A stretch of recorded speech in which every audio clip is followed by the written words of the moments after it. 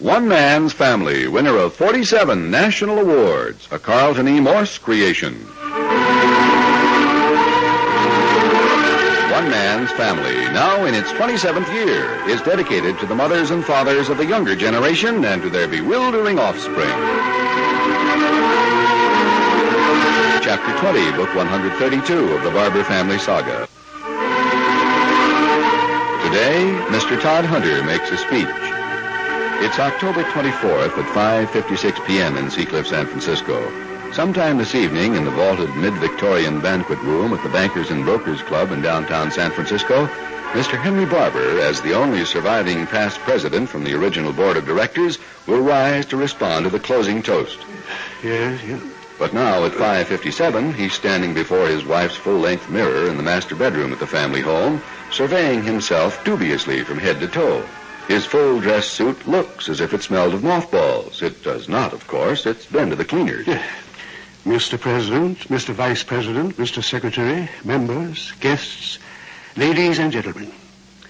As I come before you tonight, exactly 50 years after my first appearance before this club, I am reminded of a humorous anecdote said to have been a favorite of Abraham Lincoln's. Claudia and Nicholas are here to drive us downtown, Henry. How do I look? You look right up to date, but I'm not sure that I do. Mom, you up here? Come along, Claudia. Mrs. Kettleman says Paul's still up in the studio, so I'll run on up. Oh, Dad. How does this coat look? I think Mother's dress is scrumptious, don't you? What about this? Well, you look very distinguished. Why are you smiling? I thought somebody was coming up. Did somebody ring my buzzer? Excuse me. You knock 'em dead, Dad. Paul, I wanted to ask you about Joan. May I come up a moment? Joan says she talked to you about this New Mexico idea. What New Mexico idea is this? Oh, let's not bother with that now, Henry. You've got enough on your mind. Now, here's your opera cape. When I came in, I heard you say humorous anecdote. Didn't Jack feel it would be wiser not to label it as humorous, just say, I'm reminded of an anecdote? Yes, I forgot. I've memorized so many versions, I don't know what's in and what's out. Dan! He's up here, Jack. We're almost ready. I think he's waiting out in front. Yeah.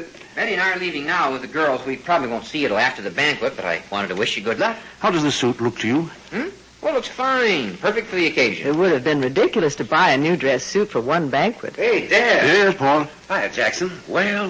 His suit is 20 years newer than mine. Everybody looks very sharp. What perfume is that? Penelope sent to Iraq for it. I wouldn't dare tell you the name out loud. Well, whisper. Dad, Claudia says she hasn't heard a word about Jess R. Town. Nonsense. I told Nicholas the whole thing. But he didn't tell me. I thought you were the only surviving member of the original board. I think we'd better go. I am the only surviving ex-president of the original founding board of directors. They all drank, drank, smoked, overate, and died. Yes. However, when the brochure was sent out, a man we thought was dead, the worst windbag ever elected to the club, but every club makes at least one mistake, and Jess R. Todhunter was ours. At any rate, we had thought him dead for years. But it turned out that he was living at a hotel for elderly people, the Wissahickon Inn down in Southern California. And so, as if risen from the grave, he too will be there tonight. Dad, I wanted you to tell her about the order of the speeches. Claudia was here one day when the program chairman was trying to get you. It was disgraceful. Your father dodged him for weeks. But why? They wanted to put Jess R. Todhunter on the program ahead of me, and I said if they did, the audience would be worn to a frazzle by the time I appeared and wouldn't stand for it. Good. Then you speak ahead of Mr. Todhunter. Well, that's the point. He doesn't. What? I think we'd better go. Nicholas is out in the car, and it's chilly tonight. Fanny, you interrupted. We can talk in the car.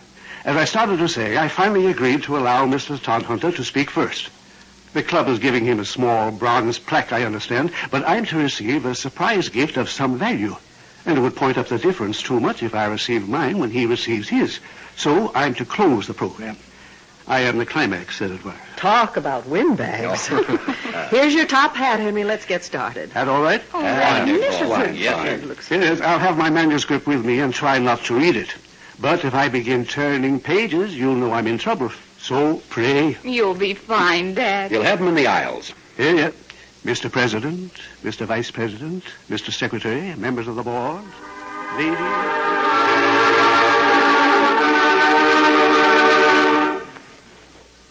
We'll return in just a moment to One Man's Family.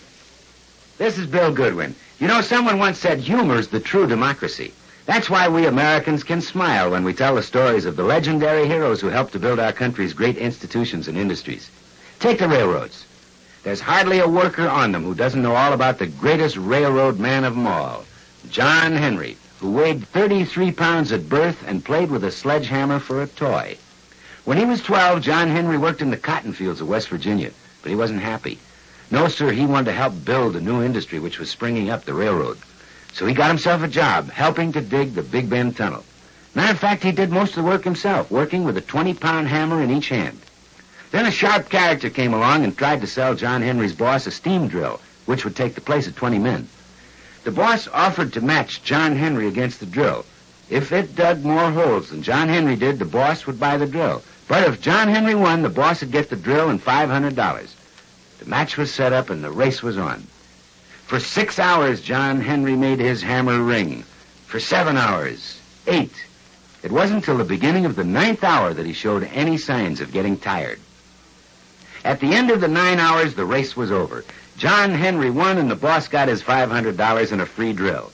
All John Henry had to say was, "Before I let that steam drill beat me, I'll die with my hammer in my hand." Who was John Henry? He was the spirit of the men who sweated to bring the railroad to every part of America. Yes, it is a democracy which lets us tell stories of such legendary heroes with a twinkle in our eyes and a chuckle in our throats. And so long as we continue to laugh together as a people, ladies and gentlemen, we will live together as a nation. It's 1 o'clock in the morning. In the deserted library in the Barbour family home, the telephone, which has rung repeatedly every few minutes for the past half hour, once again sets up an insistent ringing. And this time the front door opens.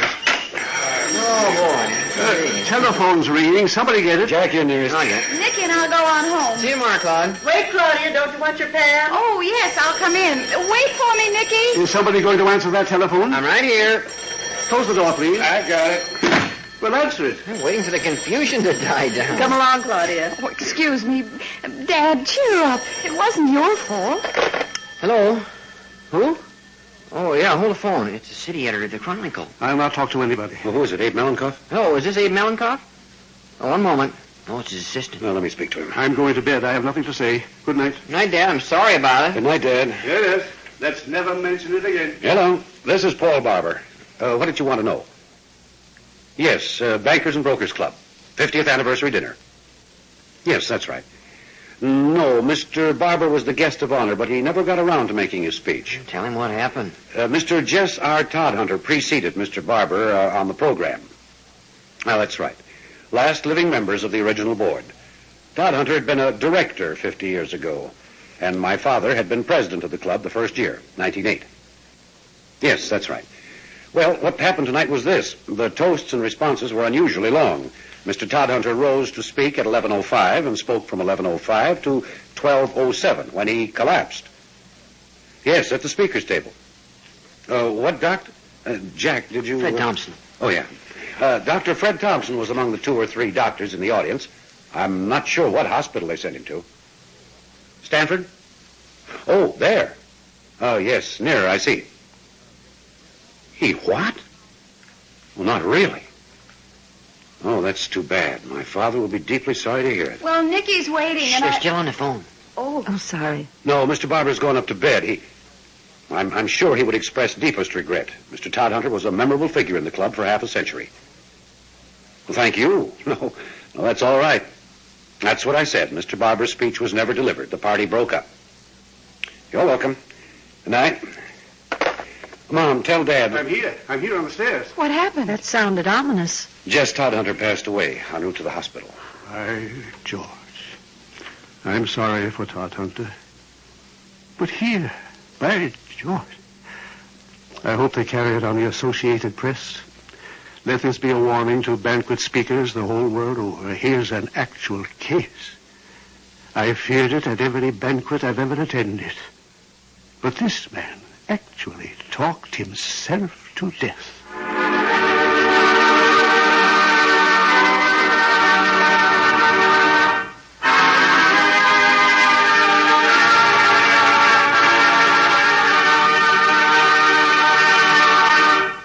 More of the Barbours in just a moment. Get the picture. A great many servicemen and women have completed their education while in the armed forces through either USAFI correspondence and self-teaching courses or by group study using USAFI material. However, in some instances, the completion of courses has suffered due to the absence of qualified teachers. But now USAFI is correcting that difficulty with the establishment of its telecourses. These are courses which have been filmed with outstanding teachers and professors, and which can be taken in addition to the regular USAFI correspondence courses. For example, if you are studying American Government 1, you can study that subject by taking Correspondence Course 475 and the telecourse of the same number. This filmed course and the others are presented in half-hour segments and can be shown on any standard 16-millimeter projector. You will find the courses interesting as well as informative. So see your education officer for details. Then enroll with USAFI and let a telecourse be your guide.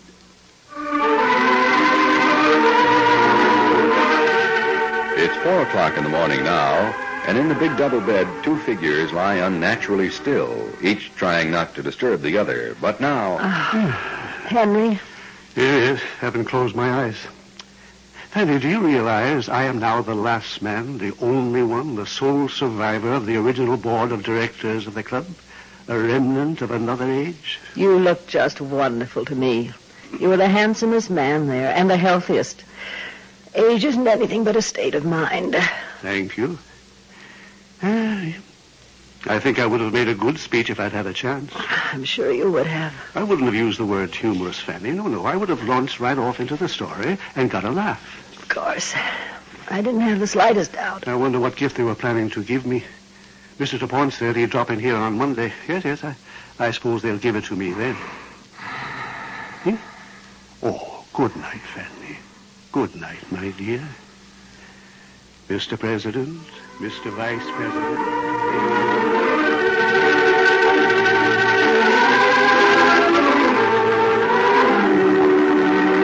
One Man's Family, which comes to you Monday through Friday, is written by Harlan Ware and directed by Carlton E. Morse, and features J. Anthony Smythe, Bernice Berwin, Paige Gilman, Russell Thorson, and Mary Adams.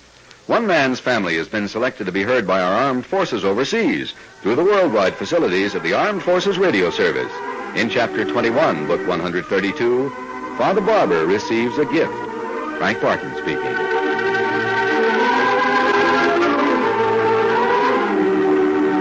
One Man's Family, winner of 47 national awards, now in its 27th year, is a Carlton E. Morse production and comes to you from California.